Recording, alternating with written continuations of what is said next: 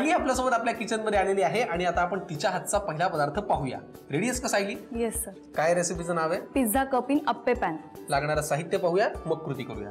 ब्रेडचे काप, रंगीत सिमला मिरची, बटर, टोमॅटो सॉस, चीज, पनीर, टोमॅटो आणि कांदा, मिक्स हर्ब्स, चिली फ्लेक्स आणि मीठ. वा, चला आपण आता कृती करूया.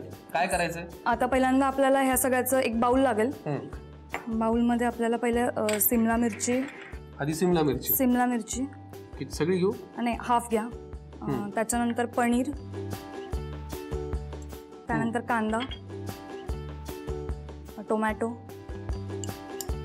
टोमॅटोचं मला वाटतं बियांचा पोर्शन नाही घेतला. नाही, आपण फक्त त्याचा जो गर आहे तोच घेतला. जो कडक पोर्शन असतो की नाही सालीकडचा तो आपण घेतलाय, बरोबर ना?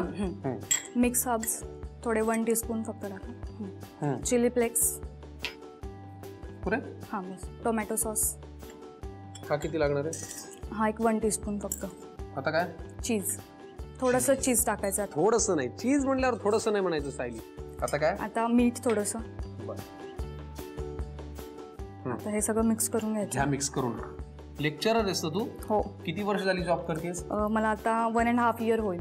1.5 वर्ष फक्त? हो. कसा आहे आतापर्यंतचा अनुभव? खूप छान आहे. स्टुडंट्स खूप छान आहेत, त्याच्यामुळे एक्सपिरियन्स पण खूप छान आहे. कितवीच्या वर्गाला शिकवते? मी आता diploma 2nd, 3rd year, 1st year. तसा त्यांच्या वयात आणि म्हणजे विद्यार्थ्यांच्या वयात आणि तुझ्या वयात फार फरक नाही? नाही, फार फरक नाही.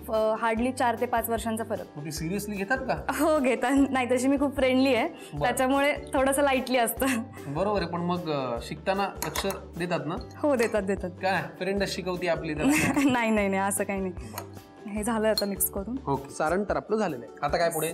आता याच्यानंतर जो आपला अप्पे पॅन आहे त्याच्यामध्ये आपल्याला पिझ्झा करायचा आहे, तो आपल्याला ग्रीस करून घ्यायचा आहे. बरं, मग हा ब्रश घ्या आणि बटर घ्या. ओके. बरं, हे ग्रीस ना गरम करायच्या आधी करा, नाही तर ढण तापलेला असेल पॅन, ब्रशही जळून जायचं आणि बटरही उडून जायचं. बरोबर ना सायली? येस. ग्रीसिंग करून घेतलेलं आहे. आता हे जे ब्रेड्स आहेत ते आपल्याला ह्याच्यामध्ये प्लेस करायचे. पण जर आपल्याला गरज जर पडली तर आपल्याला ह्याला पण थोडंसं बटर लावायचं. बरं, म्हणजे ते फोल्ड व्हायला मदत होईल. हां, ते जेव्हा निघतील बेक होऊन तेव्हा ते व्यवस्थित निघतील, तुटणार नाही. बरं, हा त्याच्या मागचा हेतू आहे. बेक होऊन जेव्हा आणि जो आपण पार्ट लावणार आहे बटर, तो आपल्याला उलट्या साईडने लावायचं. म्हणजे खालच्या बाजूला? हां, खालच्या बाजूला लावायचं. ते व्यवस्थित. नेमकं तुम्ही उलट ठेवाल तसं नाही, खालच्या साईडने, अपोजिट साईडने लावायचं.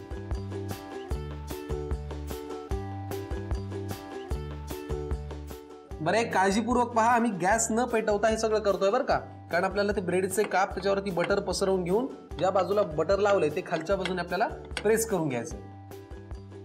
ओके, बटर लावून घेतलेल्या सगळ्या खणांमध्ये आम्ही हे ब्रेडचे काप खालच्या बाजूने बटर लावून भरले.